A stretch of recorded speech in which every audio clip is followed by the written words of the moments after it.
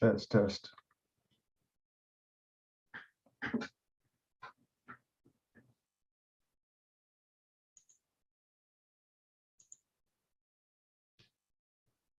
Okay, hopefully we are live, and I hope so, because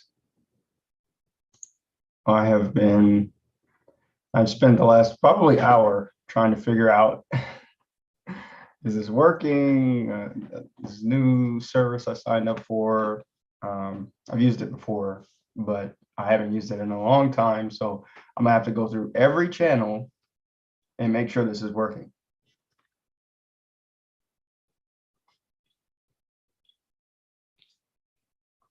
So if you happen to catch this, wherever you're at, just bear with me for, I don't know, 5 minutes while I troubleshoot this and make sure, because that's the worst, right? You go live, nobody can see you and nobody can hear you, right? It's kind of bullshit. So I don't want to do that.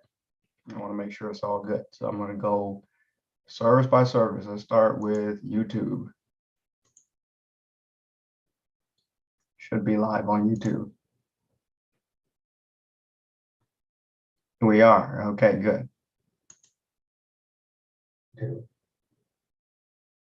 Okay, YouTube's up. Good. Good. Twitch is up. Good. What about Facebook? You don't see me going through all these, but trust, I'm going through them. Is this thing supposed to restream to everywhere? Good. Oh man, we're getting auto subtitles on Facebook. Nice. I like that. Facebook's good.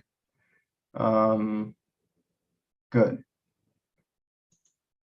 Now the trouble is, how do I see comments from everybody? Because I've got all these. Twitter's good. All right, Twitter's up. Good.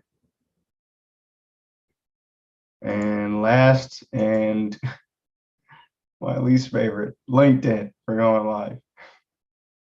Oh man, why did they make it so hard? Okay, good. LinkedIn's good. Okay, and let me see if I can. Okay, good. I'm seeing from the dashboard, and I should be able to manage multiple chats from here. View is strong. All systems go.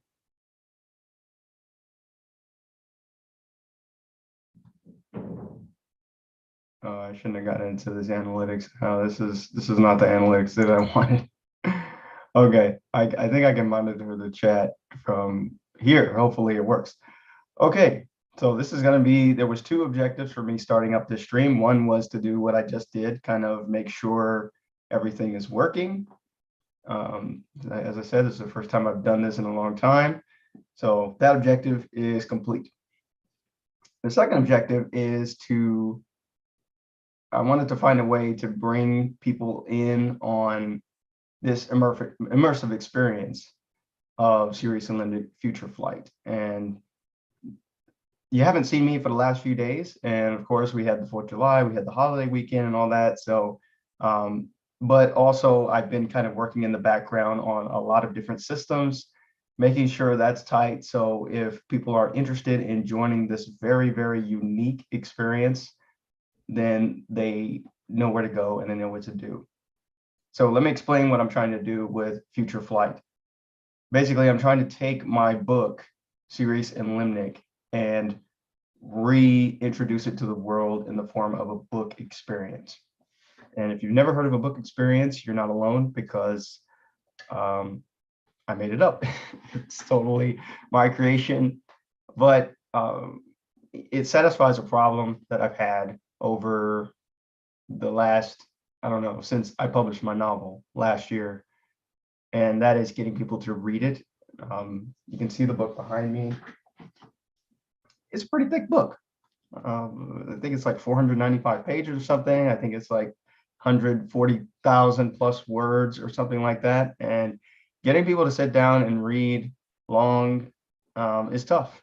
At least in my experience, it is. I know there's still people that read, but maybe I just don't know them. maybe there's no friends of mine. I don't know, or maybe they're just not associated with me, or maybe they just don't have time legitimately. But this was a way to adapt my novel and bring it to the modern era. You know, the book is a very, very old technology. I mean, we don't really think of it as technology anymore, but there was a time where it was pretty new. It was pretty novel to be able to have words all in one place and be able to, oh, you can just read anytime, you know, like it was the probably, I don't know, it was the killer app of several centuries ago, right? A long time ago. So it's adapting that to the modern age and basically remixing it. And it does two things. One, for you as the viewer or participant of FutureFlight, I already have a few people that are passengers on board. And yes, I call anybody that joins up with me a passenger because that's what you are. You are riding with me on this journey of discovery as I go through the novel, not only the story, the themes, the characters, the scenarios, but also for me in my personal growth and creative process. You're really joining me on this because this is a huge experiment. So far, I have to say it's been fairly successful because I've gotten a lot more people to listen and find my work. More people are finding me as I'm doing more live streams like this, and I'm excited about it. I'm really excited. But it's not only beneficial for you, but it's beneficial for me because it's so open-ended. You know, I've got the podcast, I've got plans to do art, music. I can't wait to get, I got my keyboard right here. I can't wait to get back into it and composing some music, man. It's been a while.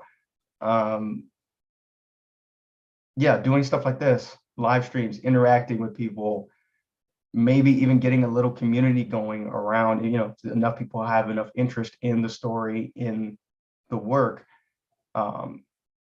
It has that potential to really just kind of become whatever I want it to become. And I like that. I like that I've kind of designed it that way. So the last few weeks have been a lot of admin stuff, a lot of tedious back end stuff, which is not very fun, y'all. It's not very much fun, but it's so necessary because it allows new people that are interested in coming in on this and really trying it out and seeing, you know, I've had a couple people ask me over the last few weeks, you know, what is it that you're talking about with this book experience? It allows them to just come in and see, and maybe they don't like it, maybe they leave, maybe they jump ship, or maybe they stay and actually, you know, hey, this is kind of an interesting thing. Maybe this could be the future of interactive media when it comes to translating books to a wider audience. So with that being said, the other main objective was to listen to my audio drama. So I wanted to have a way to listen to it with other people, kind of just, I haven't heard it. I haven't listened to it.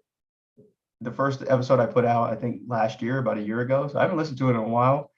I know I'm gonna just have some type of reaction because I know like I didn't have like this microphone, I didn't have this setup, I didn't have a lot of things. I just kind of started with what I had, and you know, that's what you gotta do. You gotta just do it sometimes. But it'll be interesting to see what it sounds like, where I can kind of insert new things because I want to add, obviously this FutureFlight thing didn't exist last year. So I want to see where I can add stuff in, how to tell more people about the experience and things like that. So I'm going to pull up the chapter 1 and I'm just going to listen to it, and I may stop, I may kind of, I don't know, we'll see what happens. And I don't really have a lot of, I rarely script. I just kind of have an idea of what I want to do when I go live. I just kind of just start doing it. So I don't know. That's the thing about restreaming to 5 different platforms. There could be people watching on all of them. There could be nobody watching on all of them. I don't really know. I can't watch all 5 of them as I'm doing it, but we'll see. I don't know. So what do I need to do now? This is where I'm still trying to work out the details of my streaming software. Probably not a good idea to do it during the stream, but I may have an interruption later too. Got somebody coming to the house to do some maintenance on on our oven. Our oven just decided to just stop getting hot. I don't know why it would do that, but that's what happened. So that's the way it goes. So now we gotta have somebody look at it. So they're coming, should be coming soon. What happened? So that's the way it goes. Okay, I'm just gonna do a round on all the platforms and see if there's anybody that's like there. I think I saw one person on YouTube, Facebook, who's there before I start the listening. Facebook, nobody's home. This was a surprise stream, so it's no surprise that there's probably nobody watching. And I know it's late back home, so. Oh. Like we're doing right now. That's Twitch, my bad. Pulled up Twitch. Oh, okay, I've got one person on Twitch. All right. Okay, I've got one person on Twitch. Cool. Don't want to keep it on too long now, because we're gonna get that nasty echo effect. We don't want to hear that. Let's see about Twitter.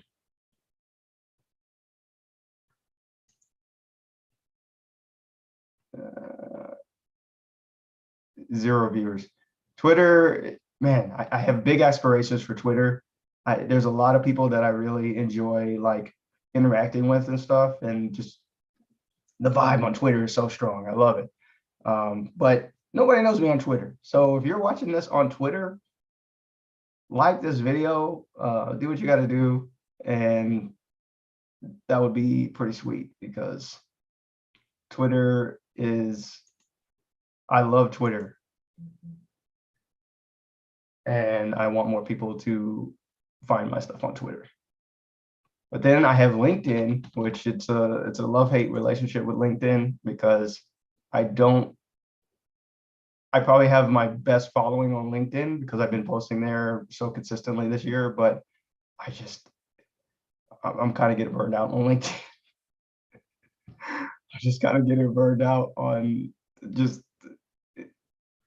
it's kind of clunky to use. It's like the least intuitive. It takes the longest time to, I feel like I talk about this every live stream, so I'm not even gonna waste time talking about it. But it's not my favorite. But there's nobody watching on LinkedIn anyway, so who cares? Okay, let's get to the live reading. And my goal for these things in the future is that if you're on FutureFlight, then I gotta have some kind of quicker way to get a hold of people, because doing emails, they take a long time to do, at least in my current service. I'm gonna correct that soon, but I need like a quicker kill to get access to people. I may, if there is enough interest, like if people start getting into this and like I start getting some good feedback, I may set up a Discord server, because that's just so much faster than the emails. Y'all, the emails be taking so long. You got to write them, you got to, schedule it, you got to, subscribers, all that. I think it's good for like bigger stuff, but like for just like one of these, right? Like, hey, I'm going live in 10 minutes. If you can come, come. If not, don't come. That's something like a Discord or a Slack would be better. Let me know what you think. Let me know, because these emails be hella slow, yo. Like they just take a long time to get out. Okay, so here's what we're gonna do. Let me go to chapter 1 of the audio drama. Okay, so I had a thought about my book, and I wanted to share, like, because I saw something about somebody commented on Twitter about capitalism, and I think we all, well, at least let me just speak for myself. I have mixed feelings about it, because our modern world is rooted in capitalism. Like the reason why I'm able to go live and have this fancy microphone and have this light here and all this stuff and have stuff delivered really fast and stuff is thanks to capitalism, because The best companies like Amazon and stuff, they win. The people that make quality products, they win. But we all know the downsides, or at least, the downside is that, it's at the cost. What's the cost, right, of capitalism on humanity? And I think about that a lot. We have it's soaring wealth inequality throughout the world, not just at home in the US, but all over. I see it here in Japan as well. People kind of just become cogs in a machine. And I'm doing this training from this guy. I won't call him a friend, but I'll say he's like a collaborator. If you're watching, Rob, appreciate you, man. He does a lot. He's got a operating system about how he runs his business, and it basically subverts all of these kind of expectations that a lot of I call them Twitter elite, espouse on Twitter about how to run your business, how to get people to find you, all this stuff using traditional copywriting, all this. He kind of goes against that, and it's because he wants to be more individual. He wants to be more himself. He wants to teach other people to be more themselves, and that's through a lot of introspective work. It's through just finding your own authenticity, and that's hard. That's really hard, because it's easy to go out and buy a template, buy a course. Yep, some guru tells you how to do it. How do I start my business? How do I run my business? This is very common nowadays. You can just kind of pay for the solution, implement it, and then see what happens. Maybe it works, maybe it doesn't. But to find your own solution, to trust yourself enough to go out and just do what I'm doing now. Just, hey, going live. I don't even know how the hell the streaming software works sometimes. Like I'm checking all these things. I'm sure there's a better way to do this, but you just got to do it, And I've found, even though it takes the longest, and at times it's the most scary because you're not sure if it's working. You feel weird. I know I felt that way for the last few years, just like people in my sphere, I'm ex-military, I'm a veteran. So there's very few veterans that are not just starting businesses, but like doing it in the way I'm doing it with, the technology and integrating all these different skills and domains. I have met only a handful of other veterans who kind of can rock with that. So it gets kind of discouraging because you don't see anybody with you, And as a teacher, I'm reminded of that because we come up in this kind of homogenous society that says, okay, math, English, social studies, you all take your classes, and everybody comes out looking more or less the same. And I feel like the future is moving away from that. That was a very 21st century construct of, we need cogs in the machine because we have all these machines and we need to run them somehow. And those machines are not just physical, those are the levers of government and just society, right? We just had a lot of institutions that needed running people. Now we have code, we have AI, we have all of these kind of force multipliers that don't require as much manpower, that don't require as many people to run it. And when they do need to run it, they need to be kind of specialized. They need to be self-motivated. They need to be trained in a specific way.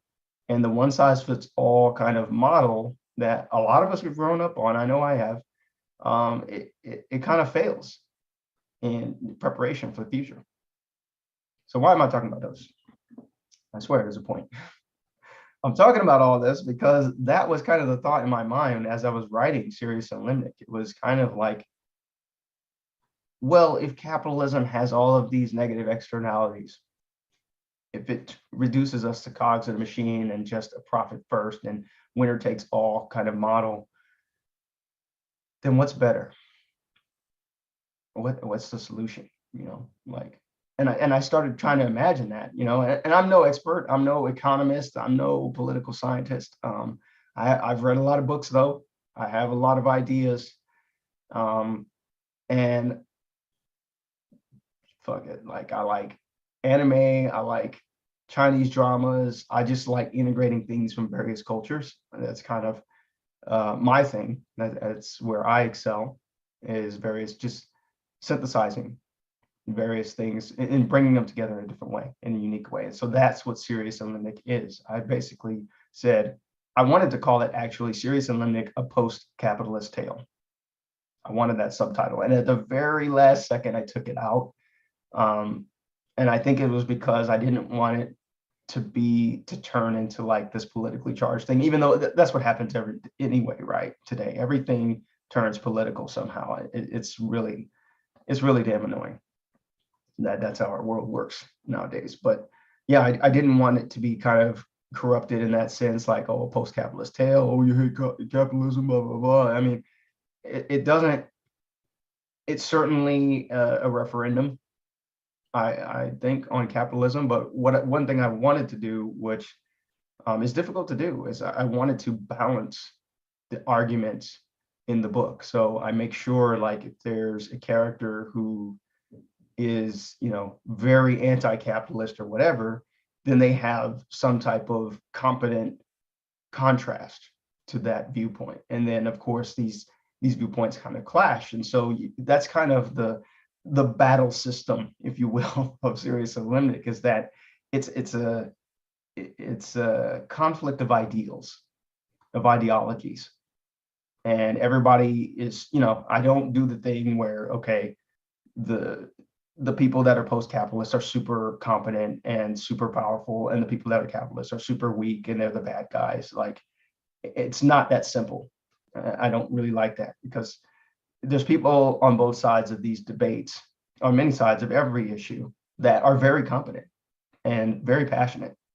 They just happen to have a very different worldview due to historical reasons, the way they grew up, whatever. So I wanted to represent that in my book. And so this is more than just a science, straight up science fiction book. I really wanted to say something with it. I wanted to say something with the characters, but then I also wanted to make people have fun with it. I wanted people to not make light of it, because it is a very important question of how do we want to organize our societies in the future with all of this technology, because the genie's kind of out of the bottle, right? There's no putting it back in. We have to deal with the AI and the machine learning and the robots. All that stuff is here to stay. It's only going to proliferate and accelerate in the coming years. So there are some people who bury their head in the sand and stick to traditional ideals. I'm like, that is a losing stance and a losing battle. That is not how we move into the future. How we move into the future is we look at what is, we accept it, and we take as many people as we can with us. But we have to think of a way to reorganize our society, including with this technology, to protect as many people as we can. That's kind of my viewpoint. So that was a long kind of preamble to chapter 1 of Cereus and Limnic. So here we go. I'm going to stop here, and I'm going to make sure the sound, let me make sure there's no, like, I can't even tell if there's any chats or not. I just want to make sure the sound is working so you can hear what I hear. Advanced sharing options. Share sound, okay. I did this so many times when I was teaching online before, and okay, now you're seeing what I'm saying. Not good. No, let's go here. Okay, hopefully you can see it. The first chapter is pretty short. Let's go.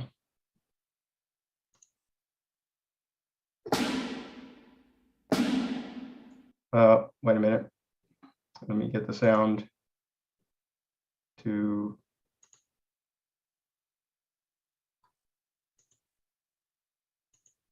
See, this is the type of stuff that when you don't test it before, my bad. Let me fix this real quick.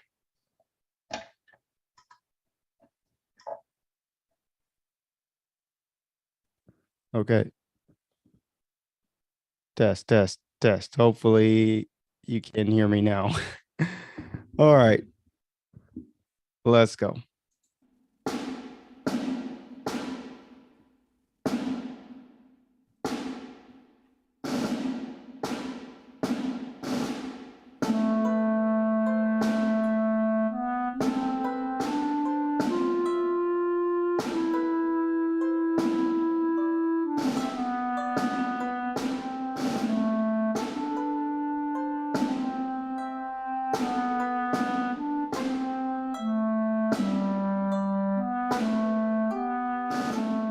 Chapter 1. Barto and the Machine.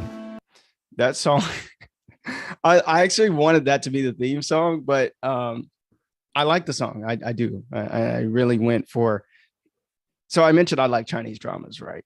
Um, I started learning Mandarin probably like 4 years ago. Um, my wife is Singaporean American. Love you, baby. If you're watching this, probably not. You're probably at work. Um, but so they learned Mandarin in school. So she learned a little bit of Mandarin in school, and I wanted to kind of connect with that. So I started learning on my own. So as a bid to learn the language, I started watching Chinese dramas, and it just kind of stuck. I've probably watched like 3 dozen Chinese dramas in the last. That became kind of our show, right? Like when my wife and I eat dinner, we like to like watch shows and stuff. It's a good time for us to kind of just unwind from the day and then connect and stuff. And so before that, I don't even remember what we were watching. It's been so long, but yeah, we just started watching Chinese dramas, and then she has been off and on doing maintenance on her Mandarin as well. So yeah, I just kind of stuck. So I love the songs and the style of music. So I wanted to kind of emulate that in this song, which I call March to the Future.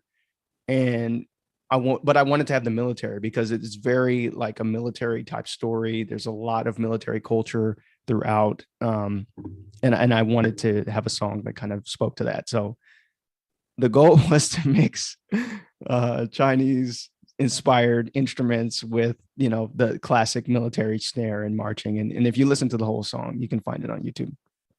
If you listen to the whole, or you can find it on SoundCloud, I'm sorry.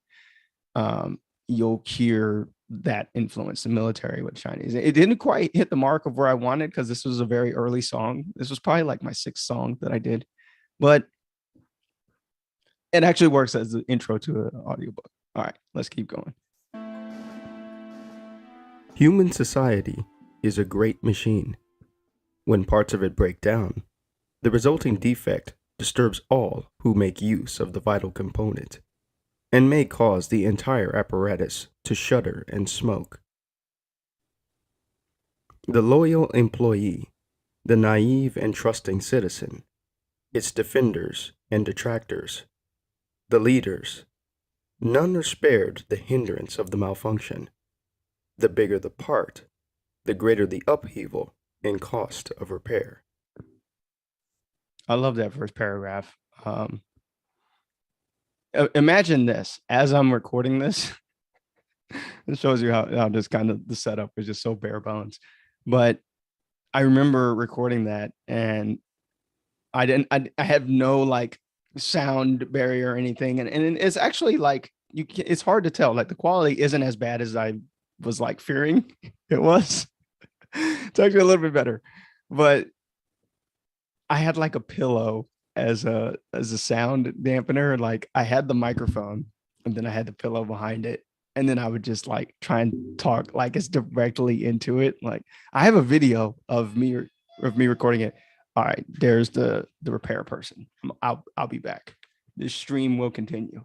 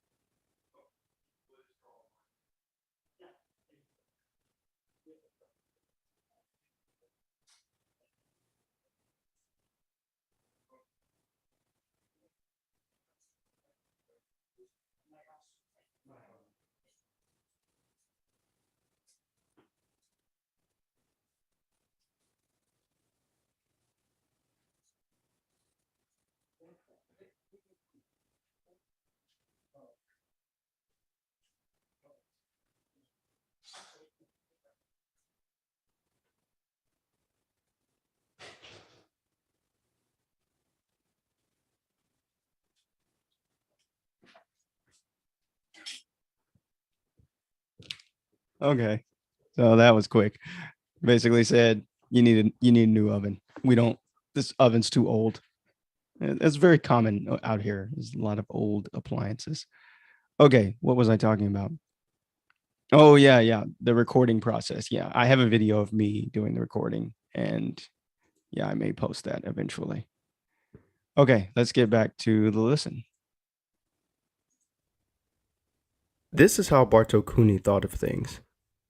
He knew, based on the decision he made today, that the damage to the ever-turning gears of civilization would be extensive and lasting. When the bill comes due for repair, we may have to invent a new unit of measure to quantify it, then harness all of our human ingenuity to correct it. Bartol thought to himself, feeling the slickness of sweat begin to build on his hands.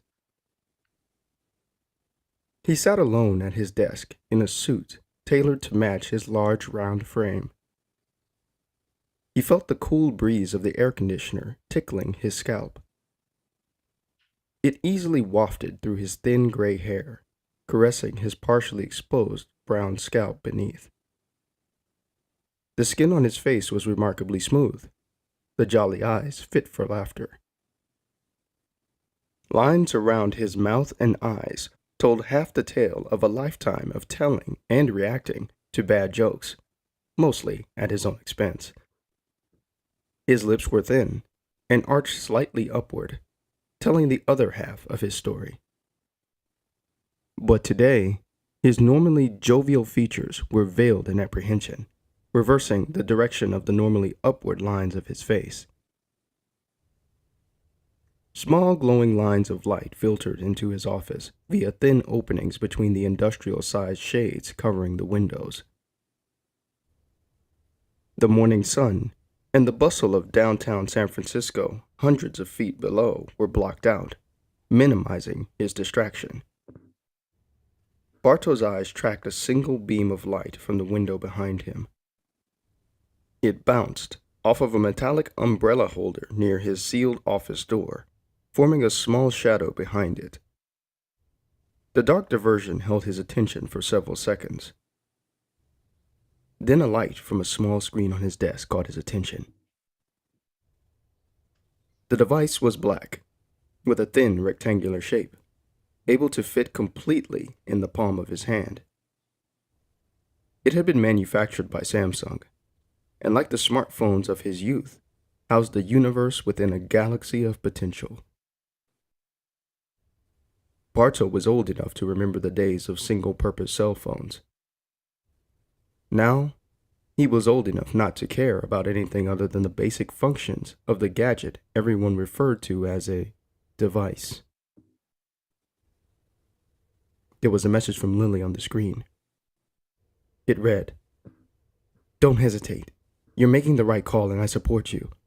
We will deal with the fallout together. The other two will have to get over it." He grinned in response, grateful for her friendship and support even after all of these years. Really, there wasn't much that he had to do. A simple voice command and it would be done. Yet, he hesitated, waiting for a phone call, a beep from his device, or some other source to act as an excuse to delay the inevitable. Bartol slackened his tie to allow cool, recycled air to reach his chest, then cursed under his breath. Why do I always tie the damn thing so tight? Even after all these years, I still make the same mistake almost every day. He interlaced his fingers together and rested his chin upon them as he leaned forward, thinking, stalling. As one of the founders of the organization, others viewed him as an intellectual, a leader. George Washington of the modern age. Yet, he had never been a decisive person. For many decisions in his life, big and small, he often relied on decision trees to weigh and consider his options. Under each canopy, time froze. providing him with ample time to contemplate potential actions and futures. He must have planted thousands of trees in his life. I'm a planter, just like Washington. He smiled to himself. The amusing observation made him less aware of his thundering heart and the dots of sweat on his forehead. So I just wanted to pause there. I love this. I think it's pretty good, actually. It's not I hadn't listened to it in so long. I was expecting it to be like, because I've gotten so much better at like not just like the voice acting side of it, because I was just basically reading here, but the sound design as well, like the sound quality and making it better. I've gotten a lot better at that, but it's actually not bad. It's listenable. But I wanted to pause and have a comment about the decision tree thing, because that was there's two things with that. One is kind of how I do characters. Basically, there's some books that give characters a lot of details and this is what they look like and all this stuff. And there's kind of just a laundry list. I don't do that. I just think, because when I read fiction, I think it's too hard to keep track of all those details. And I don't think I'm alone in that thought. So I try and give the reader maybe one or two details, especially if it's like a primary character. Like I would say Barto's probably a secondary character throughout like the whole novel. He's not one of the main characters, but yeah, I try and give the reader like 2 or 3 hook points that they can kind of hold on to as they read. And that was the mechanic for him, is this kind of decision tree. And that's very much a video game convention, right? An RPG convention where you have time to select your actions, and then do you want to attack, defend, cast magic, whatever, run away? That was what I was thinking of this when I added that into his character, to where he can't make a decision without having one of those types of things that he thinks of in his mind. And that's how he makes a lot of decisions, even though he's he's kind of an accomplished guy. Obviously, we're seeing that, he's the head of this organization. He's in this high up office. So he's obviously got some type of status, right? No spoilers here, but yeah, he's obviously fairly important. So let's continue. The tree for this decision had been planted, and he had selected the superior option hours ago. The only thing left to do was execute. He had run the numbers, consulted with Lily, done his customary toilet time thinking, and after each activity had come to the same conclusion. The others may not be ready, but this is what we agreed on, how it has to go down. I never thought it would have to be me, but it must be done. He sat up straight in his chair with new confidence and sureness surging through him, then picked up the device from the surface of the desk. After punching in a series of long codes and bypassing the authentication gates, he came to the executive approval screen. "Are you sure you want to proceed?" it asked, in a small gray text box. Barto stared at the box, then gave the voice command. "Yes." Then the final screen appeared on the device. He had to say the name of the order precisely, or it would not work. "Enter executive order number," it prompted. The authoritative tone resonated from somewhere deep inside of him. The sound from his lips seemed to mix with the light waves sneaking into the great room, providing weight and sonority to his words. "Execute order DD 5428. There was a pause as the device fulfilled his request. As the machine worked, Barto's mind began to create a list of possible events that could follow from his decision, each one more catastrophic than the last. Overwhelmed by the abundance of probable scenarios, he abandoned the effort. There's no way to tell what will happen now. Device still in hand, he dictated a voice message to Lily and the other founders, then sent it off. In under a minute, they would know what he had done, and nothing would ever be the same. Then he reached for his desk phone and called the number for air transportation, casting aside his acrimonious thoughts about flying to focus on his desire to leave San Francisco as soon as possible. A sweet-sounding, yet untrained artificial intelligence assistant answered the call. Their exchange was brief, but littered with awkward starts and stops. Another minor irritant for Bartow. After 3 minutes, the voice asked, "When would you like to be in the air, Mr. Cooney?" Bartow scratched his head. "By this afternoon." "Got it, sir. It will be standing by at 1300 hours. Okay. All right. Then we have the music. Okay.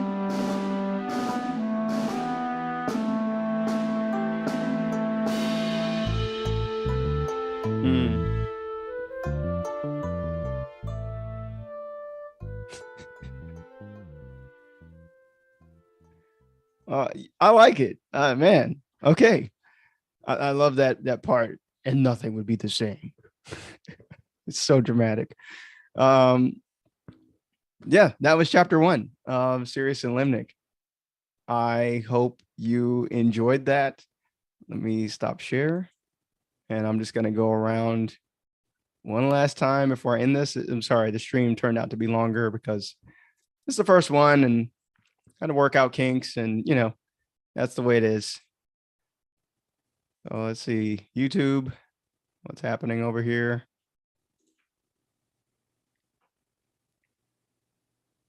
One person there. Okay. LinkedIn, how are we doing?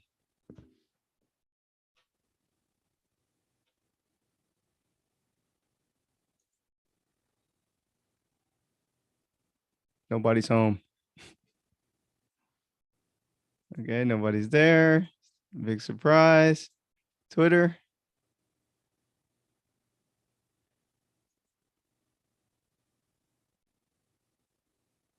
Zero viewers. Hey, at least I got it up.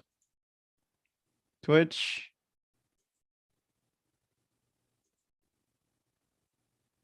Hey, 1 viewer. Let's go. And Facebook. Facebook, I think I got 1 viewer. Hey, all right. That's what's up. 1 viewer. Thank you, Jenny. Appreciate that. Okay, so what did you think of this? Let me know in wherever it was online. This was fun for me. I think I'm going to continue doing this. This is, like I said, this stuff very experimental. There is no script. There is a plan, but there's no like hard plan. It definitely is going to change. If you enjoyed this, if you enjoyed it, I invite you to join Cereus and Limnic FutureFlight, because in the future, I would like it to where people that are fans, as I mentioned in the beginning, or that are passengers, can actually join me on Zoom, and you can be live with me. We can have a Q&A. We can have comments about as we're listening. You know, is to make it interactive. This is what this is. This is a book experience. This isn't just listening to the audiobook or just reading the book on your own. This is, I've never seen anything like this, y'all. I've never seen like an author like in real time, especially in fiction, right? In nonfiction, it's actually more common because people will write their nonfiction book and then they'll have a webinar or something about whatever the subject matter is. That's pretty common in nonfiction. But with fiction, it's not very common, even with big names. They don't do this type of stuff. They don't go through the book with you and present it in such a way that it's interactive and stuff. So I hope maybe you don't see yet, but I hope that you will see that this is something new and special here that I'm doing. So I'm sitting here like, how am I supposed to? I wanted to post the link, but do I have to do it in every platform? No. It shouldn't have to be every platform.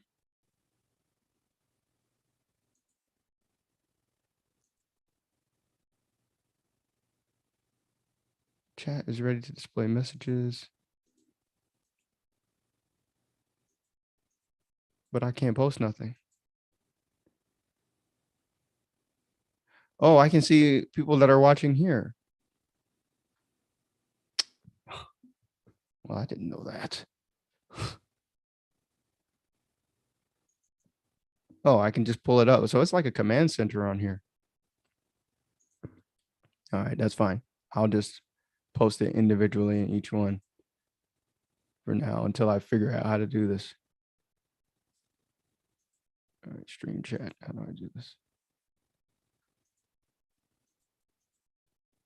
Oh, there it is. Send message. Okay, so if you are interested in joining Cereus and Limnic FutureFlight, would love to have you. This thing is just going to get more interesting as we go along. There was somebody on Facebook, but they dipped.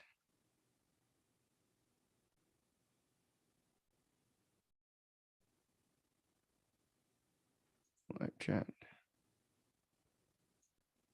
Oh, there it is.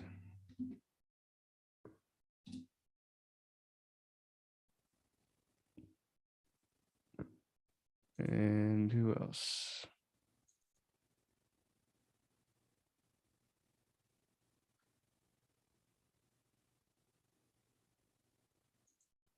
YouTube. There's got to be an easier way to do this.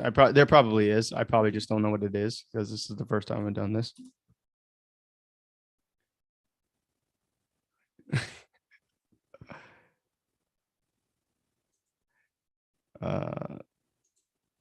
Let's see.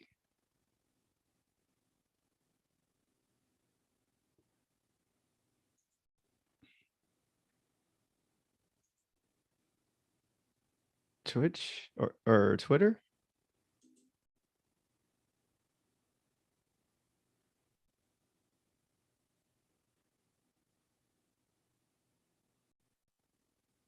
No, that's not right.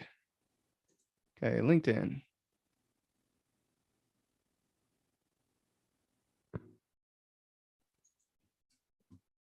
Okay, so I'm going to end this stream here. Thank you so much. If you caught it or if you're watching it after the fact, thank you for watching it. I know it's a little bit long. Trust me, this is the first one, so got to hammer out the kinks. Next one will be a lot smoother and more efficient, but this time just had to, got to get into it. Okay, I'm Keith Hayden. Thanks for keeping up with my work and hope to see you on Cereus and Limnic FutureFlight. Take care.